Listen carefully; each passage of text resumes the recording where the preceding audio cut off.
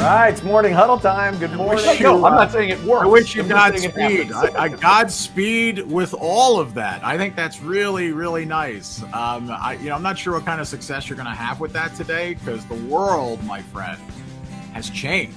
Right. Latin American construction workers, they have different needs. They have completely different needs. These awards have a huge criteria that you have to fill out, and they usually have a community service or community relations portion. Makes them, the most productive with a high performance value, and sometimes it's 11 o'clock at night. Yeah. Funny, isn't it? Yeah, not for me. Not for me. At 11 o'clock, I am guaranteed to be snoring. So.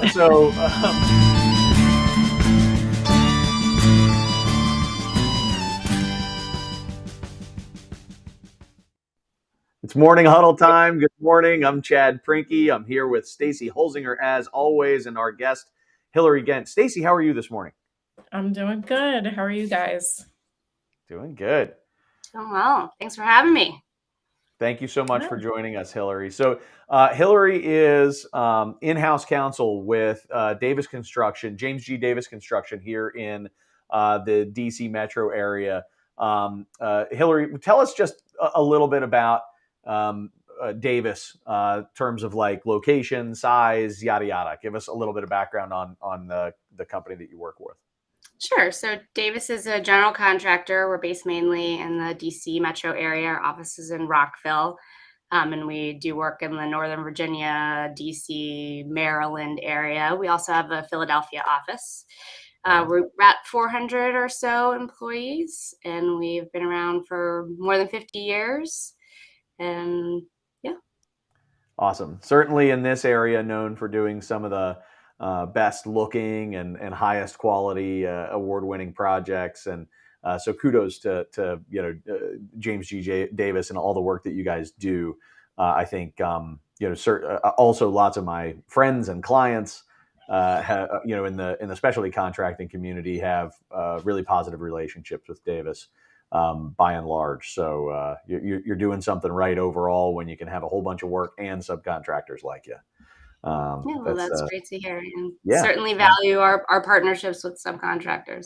And we are going to get into some subcontractor chat today in terms of some of the stuff that we're dealing with. But before we do, I just give a little bit of background, Hillary. How long have you been with James G. Davis, and exactly what is your role in that environment? Sure. So I've been with Davis 8 years. I am in-house counsel, so one of two attorneys that we have at Davis. Before coming to Davis, I worked at a small construction litigation firm. I worked on a big case for Davis, so got to know our general counsel, my boss now, and some of the people at Davis, and had an opportunity to come work in-house at the end of that case about 8 years ago. So in my role, one of the main things I do is contract related. I negotiate and deal with all of our prime contracts, so with the owner, and then manage subcontractor issues. I work on compliance, like for example, wage theft that we're talking about today, and just try to hold Davis's hand through all of our various legal issues that come up. Awesome. So let's start to pivot toward our topic today. So wage theft, which is something that you have been I don't know how willingly, I'll be interested in that, but thrust into the public eye here in the past few months. I've certainly gotten a chance to actually see you speak about this and hear you speak and see you speak about this. And it's a part of what really drew Stacy and I to having you on here, because it sounds like just like a, I don't know, ho-hum legal issue. It's not. It's big and multifaceted and complicated. Mm-hmm. And so Stacy, I'm going to put you in your role as per usual, engaging with the audience here on chat. But let's make sure that we take some specific questions from our audience on ways to navigate some of these changes. And I should also make sure that I'm giving Hillary the space to provide a legal disclaimer, which is Hillary is an attorney. Yes, she is an attorney specifically for Davis. But Hillary, use the specific language that should be used in this situation to make Oh, sure that sure. our Yeah. audience. Just basically, I'm not an expert employment lawyer, so I know enough to be dangerous and probably put my foot in my mouth a little bit here. But anyone that has specific questions related to your company and your employment issues, you should really seek out a expert employment lawyer, which I am not. So Very there's good. my All right, disclaimer. good. So there's the legal disclaimer. With that said, we're going to have the opportunity, I think, to talk about, if you have specific questions, we should talk about them. Just understand they're not legal advice, and that you should seek legal advice specifically from your attorney. Yeah. All right, good. Let's get rolling. Stacy, we'll see you in a bit. See ya. So, Hillary, I think one of the things that drew me so much into this topic was the fact that the way this law is being, I don't know if there's been fundamentally a change in the law or really just an enforcement of a law that's been in place for quite some time, but that the change that it would really kind of force, or that it is forcing in the industry, is it's pretty it's pretty seismic. So take a moment, if we can, and just describe a little bit what is wage theft as it relates to the construction industry, and maybe answer that question about, is this a new set of laws, or these laws that have existed? What's happening right now? Sure. So wage theft is really just a failure of an employer to pay amounts that are legally due to their employee. So that could be, if minimum wage is $15 an hour and you're paying a worker $10 an hour, you're stealing $5 an hour, from that worker that they're legally due. Failure to pay overtime is another common example. And then another area of focus, I think, by the jurisdictions is failure to provide paid sick leave. Mm-hmm. So I think in the construction industry, one of the main ways that this becomes an issue is in the context of worker misclassification. So for an independent contractor, so the things I just mentioned, overtime, minimum wage, sick pay, that all applies to employees. So the workers working for an employer that are classified as employees. Yep. An employer does not have to provide those same things to an independent contractor. So, and the other big difference is withholding taxes. So, for an employee, the employer is required to withhold and pay taxes for their employees. Not so for independent contractors. Independent contractors are obligated to file and pay their own tax returns. So the issue really comes up in the construction industry, where a company hire somebody as an independent contractor, but that worker legally qualifies as an employee and so should be paid minimum wage, overtime, sick pay, have their taxes withheld, et cetera, et cetera. Yep. So in the construction industry, long-standing industry practice has been to classify workers as independent contractors when legally, under long-standing legal principles, they should be properly classified as employees. So that hasn't changed. I think what has changed more recently in the wage theft context is the enforcement of the issue and the roll up of liability from the company that itself is misclassifying its workers to a higher tier subcontractor, all the way up to the general contractor. This is recent in the last couple of years. Exists in DC, Maryland, Virginia, and not every state across the country, but it's continuing to roll out in jurisdictions across the country. So states or jurisdictions themselves are creating laws flowing up that liability, and then also giving the workers themselves, it's not just enforcement by the government agency, they're also giving workers themselves that ability to seek remuneration up the chain, not just from the company that hired them as well. Excellent. So. So that was a phenomenal description. I think I've been around this now for at least 6 months, where I've been doing lots and lots of research and reading about. I think you just put it so extremely succinctly, and I think can I just repeat back to you in simple terms how I understand it, and then you make any corrections? Sure. I think what you're saying is that So the first question, perhaps, is, am I actually hiring an independent contractor, or is this person legally qualified to be a W-2 employee? And the answer to that, I think, in most cases now, is if that person is out on your job site, right? If that person is working for if that person is working for a company on a job site, that they are in most cases legally qualified to be W-2 at this point. Not Yeah, a I mean, 1099. generally, if they're doing the work of your business. So, like, for example, if you're a painting company and you've got your own employees that are out there painting and you need some additional labor, and you go to a lower tier and you say, I need some additional labor, and they come out and they're painting, then those people, generally speaking, should be qualified as employees, not as Right. independent contractors. If they come out to fix the painting company's trucks, then that would be a subcontractor, right? That would be an independent contractor that would qualify as that. But if they come out to paint, they're doing the work of the company. Okay, so that's one classification, and I think that has been a hard fought discussion, but one that's largely settled law at this point.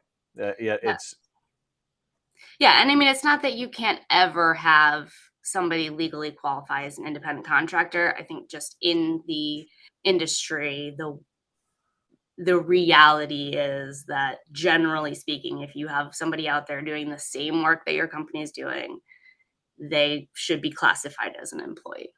Yeah, I heard in one of the forums that I sat in on, I heard the speaker, who's an employment lawyer, say, guys, if there's somebody working out on the job site doing the work of your company, they really need to not be an independent contractor at this point. That's just something you need to be, as a general rule, be thinking about. So then the next piece of this is the as you said, longstanding norms, and I think I found in different market sectors, it's more common than in others. So in wood frame multifamily, as an example, it's really, really common that the vast majority of the subcontracting community is using very few of their own in-house labor, if any, and they're really leveraging third party, right, a lower tier subcontractor that was really there to provide the labor on that job.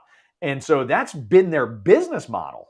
It's really been the way that they've been running things for a long time. So all of a sudden, the ability to not just punish the lower tier subcontractor for violating wage theft by, and again, how does that happen? Paying people piecework that maybe doesn't ultimately add up to minimum wage. Whoops, that person worked slow, so it didn't add up to minimum wage. Paying people piecework, and they are putting in 12-hour days, and it doesn't add up to minimum wage plus at least overtime. There's another opportunity, right? So exactly as you described it. But now these entire companies who this electrical contractor who has very few actual electricians on their team, but mostly just kind of employs management level folks, project managers, estimators, and then maybe foremen and superintendents. How are they supposed to get these people out on their project? How are they supposed to staff their projects when they don't actually have internal staff? So you, as Davis, why did you make the decision to start, kind of requiring that your subcontractors do this? And I'll say you're pretty early on in that, right? Like they're not every GC has embraced this idea. Why did Davis say, guys, we're not just going to let the law handle this. We're going to handle this. We're going to write it into our contracts. Well, let me just clarify one thing you said. Please. It's not that you can't use a labor subcontractor. You don't have to, we're not saying that, a company has to have everyone on their payroll. If you use a labor subcontractor, their workers need to be properly classified. Thank you. And that's something that I should have said. That I'll take 20 seconds and clarify that for me, what I'm specifically talking about is a norm that has been created where those labor subcontractors tend to pay their employees as independent contractors, Right. and that the prime subcontractor who hires that subcontractor is doing nothing wrong by hiring that labor sub. But now that prime subcontractor, as well as the general, are liable for that labor subcontractor's wage theft violations if they should occur, which they probably are, right? Like occurring just based on the fact that they're misclassified. Yeah. So why is Davis doing this? I think several reasons. One, the flow up of liability, it's added risk to Davis. So there's that. There's the fact that not only is there added liability, but it's massive added liability. So it's not just the amount of the wages that weren't paid. It's 3 times the amount of the wages that weren't paid, plus other penalties and things like that. Then there's the fact that this is continuing to be enforced. You've seen, other general contractors have been targeted by the DC Attorney General. Davis and every other general contractor in the area has been sued civilly for this issue. And if you haven't yet, you will. So, there's a lot of legal reason for this. And then there's also, we've been hearing clients asking about it. We've had clients say, we're hearing about this wage theft issue. We want all the workers on our job sites to be paid correctly. What are you doing, Davis, to ensure that they're being paid correctly? And there's the moral aspect on our end as well. You're working on a Davis job. The workers that are working hard should be paid appropriately. So, there was a lot of different factors. This issue has been, kind of bubbling for a couple of years, and we've made a push in the last year to really make this an area of focus for us corporately. We rolled out a new subcontract exhibit that doesn't really say anything different than what our subcontract has already said for years.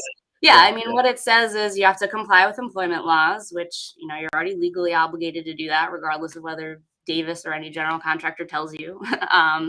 And you need to maintain records to show compliance. And then if there's not compliance and, Davis gets tagged for something that was caused by you or your lower tier, then you are responsible to Davis for that. So, that's what the rider says, which is pretty much what the subcontract already says, just expanded a little bit. And then, like I said, it's been an area of focus for our company. So we've updated our pre-qualification form to, ask some questions about, how do you, as a subcontractor that's going to work on a Davis project, how do you hire people? What do you do, subcontractor, to look at your lower tiers and how they're classifying their workers? So, that gets factored into pre-qualification for working on Davis jobs. And this is really a top-down issue at Davis. This is coming from, the very top at Davis, that this is an important issue for us. We've rolled out company-wide education as well. So I like it or not, the stepped up enforcement and this roll up clause, right? It's really creating change, and I applaud you guys for not waiting to be, not waiting for this to be a problem, but instead, working to get out in front of it. You're not alone, but you are leading in that area. So, what does this mean fundamentally to the industry and to your subcontractors? What do you imagine happening, and what are you already hearing? This is it's relatively new, but you have been doing it. What's the feedback so far?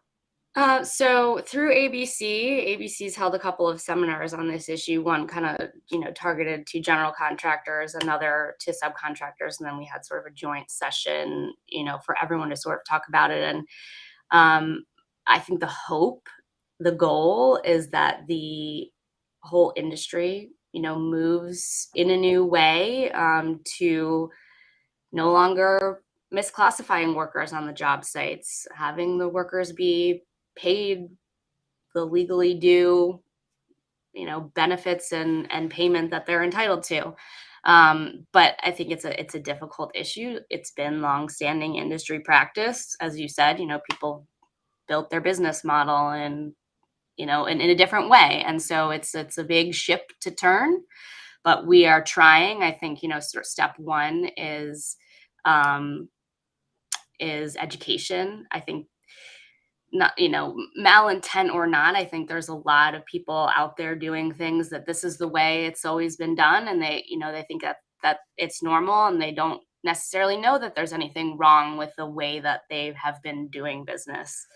Certainly, there are bad actors out there, but there's probably a lot that didn't appreciate the issue. So trying to get the education piece out there, and hope that as more people understand the issue, you know, there's change. I think it bears calling out the elephant in the room with the whole why people have been 1099, right? Like overall, and certainly not hard and fast rule, right? But overall, isn't it fair to say that the majority of the labor subcontractors who are 1099ing people and who are the potential root cause, not, I'm not saying they have been doing things wrong, right? But they're the potential root cause of these wage theft issues. The reason these people are 1099 is because they can't be W-2'd. That in fact, they're an undocumented worker class that the entire construction industry, certainly in our region, and I can only imagine in other regions across the country, has become completely dependent on to perform the work in the field, which is, again, it's an undocumented, primarily Latin American workforce that is 1099 because they don't have legal status in the U.S. When you think about that, what is, what are companies actually able to do to get into compliance here? What are you, how do you navigate that? Hey, everybody now has to be W-2'd, and all these people throw up their hands and say, like, how do I W-2 somebody that isn't documented? What do I do? Yeah. Well, there's two pieces to it. One is, by law, you can only hire people that are legally authorized to work in the U.S. So that's one way to put people on W-2. Obviously, I think it's known, as you said, in the industry, there's undocumented workers, and that's just not going to happen, that everybody is going to be legally authorized to work in the industry. So the other way that I understand that companies have worked towards the W-2 compliance, not necessarily legally authorized to work in the U.S. compliance, but is that the workers can get an ITIN, which is an individual tax identification number. And that can be issued to an undocumented worker, and that allows the employer to withhold taxes for that and pay taxes for that worker, and also gives the workers themselves certain benefits, like, for example, in many states, having an ITIN allows you to get a driver's license and open a bank account. and send your kids to the local schools, and things like that. So what we are seeing, some of the companies that are working to solve this wage theft issue, they have converted to ensuring that all of their workers have these ITINs. They are all paid W-2, and taxes withheld and paid. And so that is one way towards dealing with the misclassification and wage theft issue. Yeah, man, the labor force, that takes a leap of faith for that worker, right? For that worker to have the guts to put themselves on the radar if they're currently undocumented. Um, it, I'm putting you in a situation. You don't have an answer to this question, but this is, as I start to imagine what this is going to look like at scale, so that not only does Davis do it, but that, and the handful that have already done it, made the same kind of move to say, hey, this is how we're doing it moving forward, folks. And if you're not in compliance with this, then you're out of compliance with us. There's going to have to be a sea change with those employees. Now, do you think that there's a strategic advantage for the subcontractors who don't comply, on projects? Obviously, they're not going to win work with Davis, but in other environments, where somebody isn't. So let's say subcontractor A is working really hard to get all of their labor subs on W-2 and make sure that everybody is doing things in this really official and legal capacity. Subcontractor B is gambling. Do you think there's a strategic advantage for subcontractor B in the short term? Uh-oh, did I break up? Sorry. So from what can you hear me? You were a little delayed, chat. Oh, my fault. We can hear you. You're good. Okay, good. All right.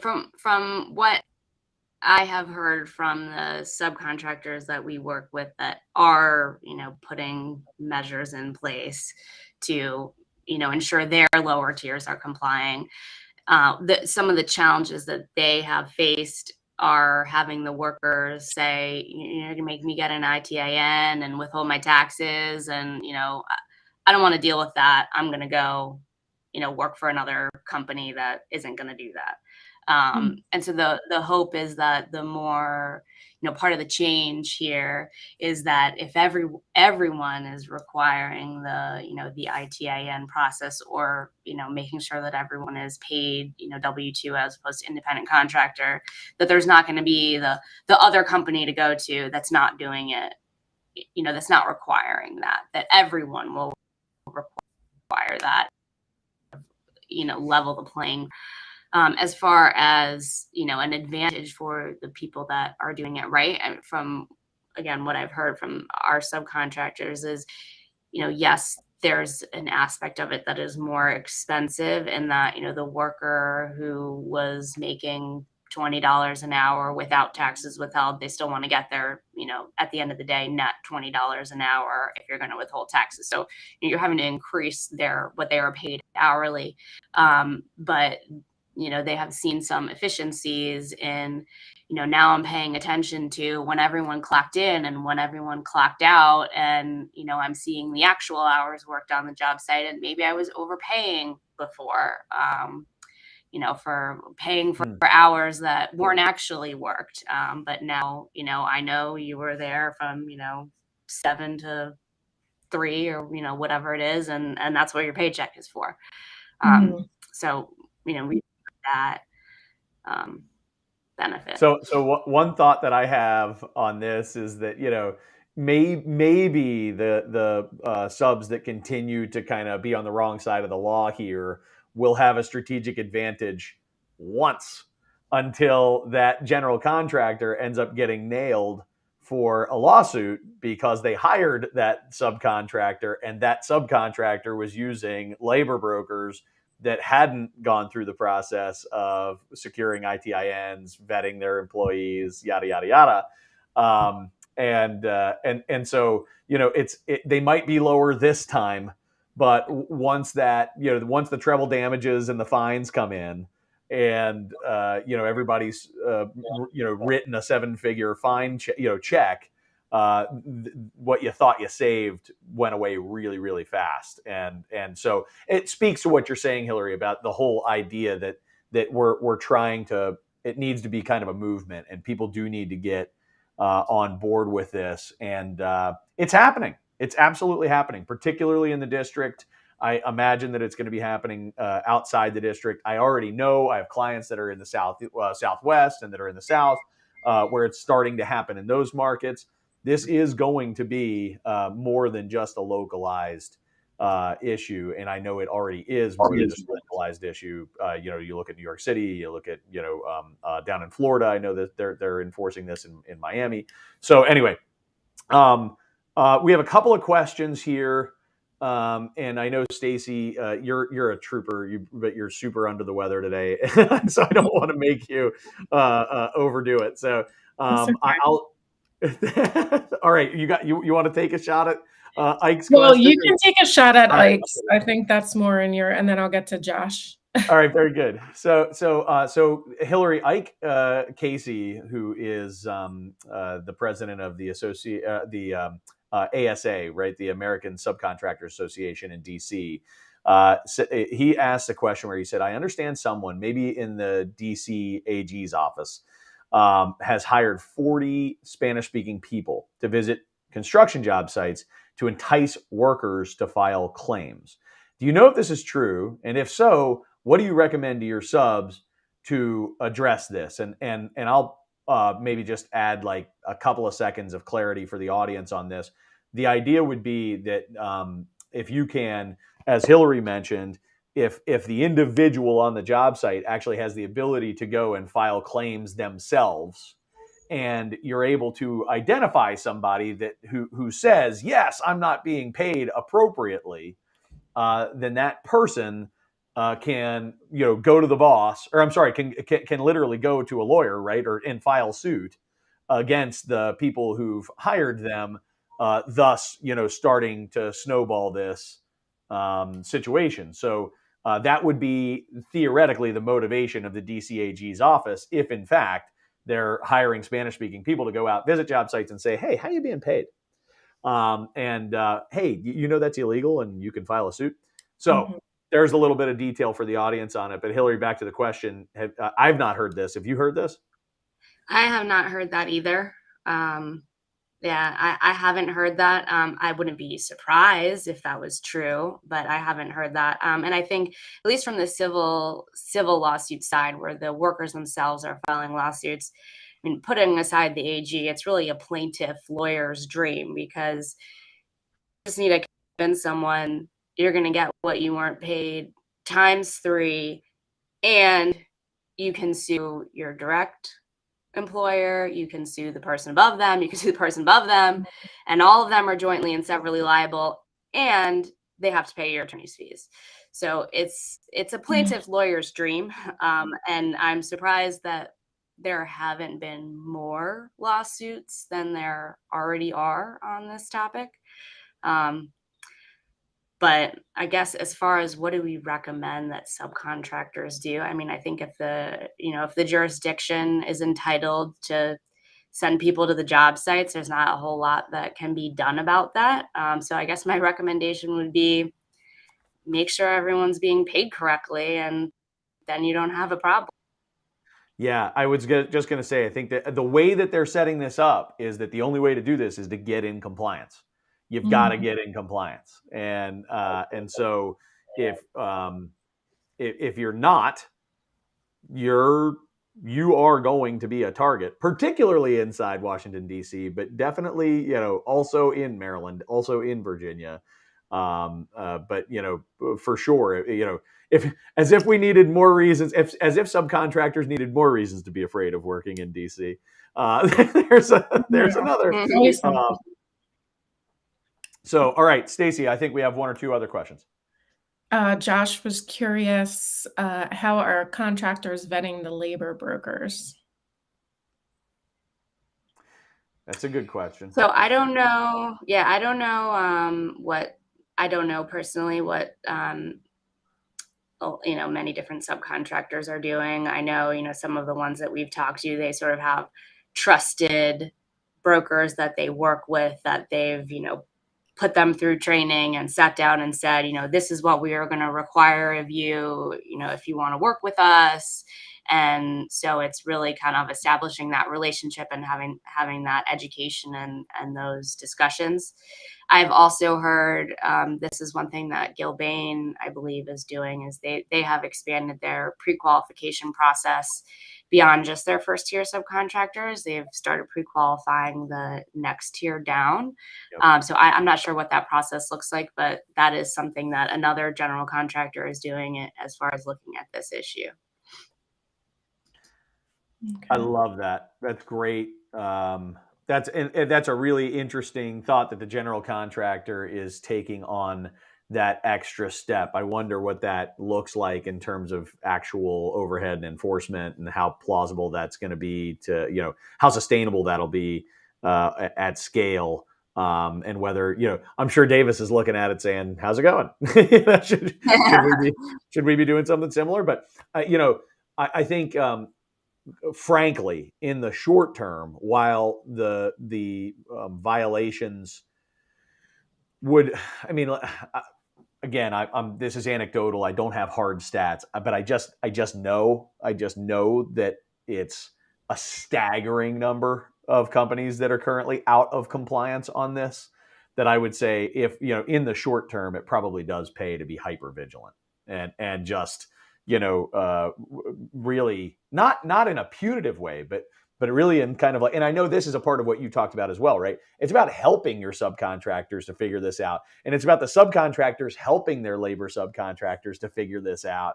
And it's about everybody kind of pulling together and doing it, in lockstep. Ike said something in response, which I thought, he said, but the employer spends a ton of money defending him or herself, right? So he said, good answer, but the back to this thought of the AG, right, having 40 Spanish-speaking people out there trying to drum up lawsuits. I'll just say that one of the things that's on my mind is, if I were a labor subcontractor, or if I were a subcontractor, prime sub, I might proactively brand on and message on how we are solving this problem. Kind of putting it out there in the public sphere, being really proactive about like branding and marketing my business on.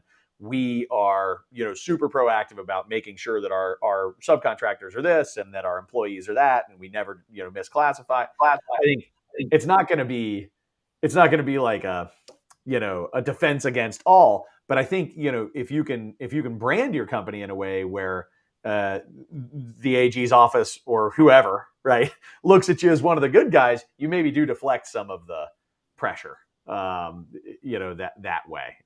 So anyway, good guys. I think we're over on time, and I knew that would happen. But fascinating conversation. Stacy, do you have any other follow-on questions?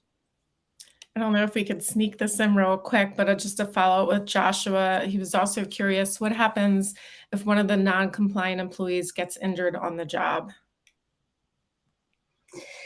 Well, I'm a little in my wheelhouse there. I would think workers' compensation would kick in, but I'm not sure how that works if you've got somebody misclassified, if that's another hole there. I don't know the answer to that question. We had a guest.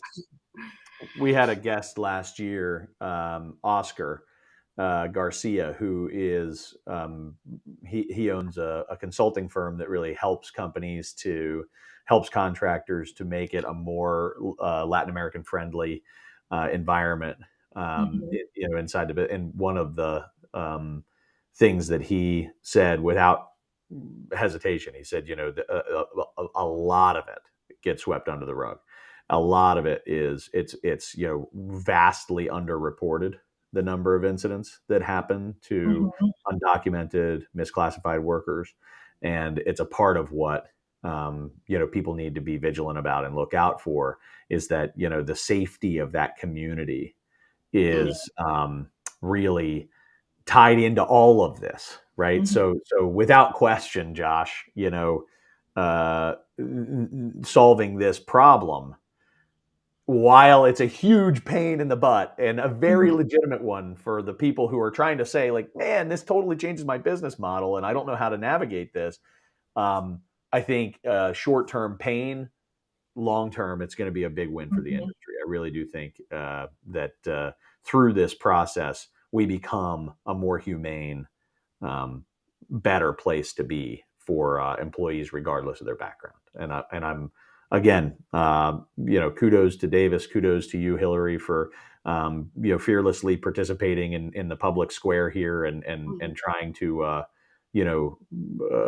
help people through what is a very painful process, but hopefully one that creates positive change in the industry, which is again, I don't know if that's the motivation from the AG's office, right? I think the motivation might be tax revenue, but there's a the side benefit is maybe it becomes, like I say, a happier, more humane place for people to work. So Yeah, Yeah. certainly hope.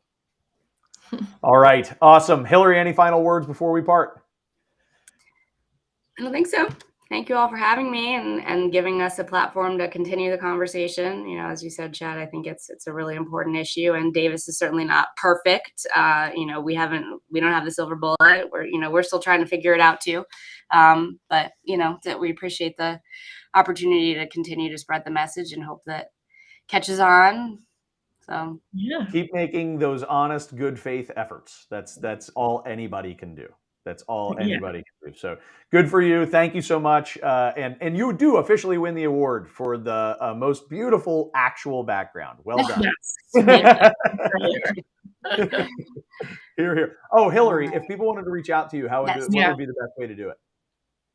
Sure. It's HGHENT at davisconstruction.com. All right, great. Or LinkedIn. Yeah, or on LinkedIn. Okay, good. So either place, but at davisconstruction.com or on LinkedIn. So hghent at davisconstruction.com or LinkedIn. Thank you. Hillary, we appreciate you. We'll see you soon, I'm sure. All right. All right, Guys. Stacey, let's talk a little bit about next week and what we have coming up. Yep. Before we do, I wondered if you have a steel toe communication marketing tip of the week. Sure. I wanted to talk a little bit about repurposing content. I get a lot of questions. People run out of ideas on what to post about. Think about, any webinars that you did throughout the year.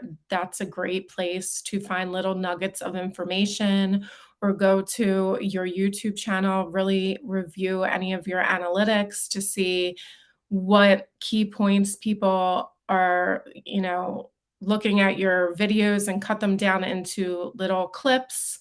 Same with any other channels that you're working on. Review your content every 3 to 6 months and repost things that people already find popular. Just, work smarter.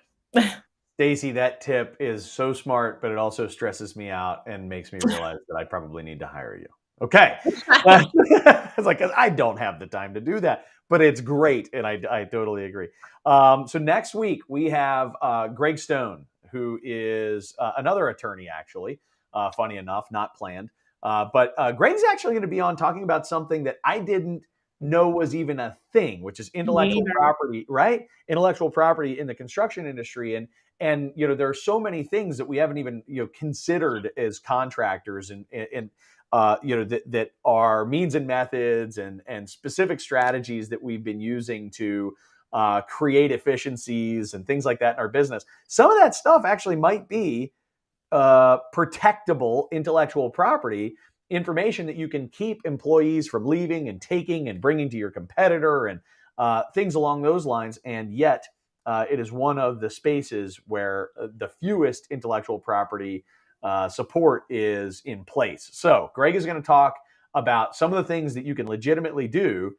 So first off, how to identify what intellectual property you have, And then second, what you can legitimately do to protect that intellectual property as a construction business. It should be at the very least a conversation where you learn a ton, and I'm sure very interesting entertaining as well, because Greg is hysterical and he's a really great guy. So I look forward to that discussion. Stacy, anything else before we wrap up?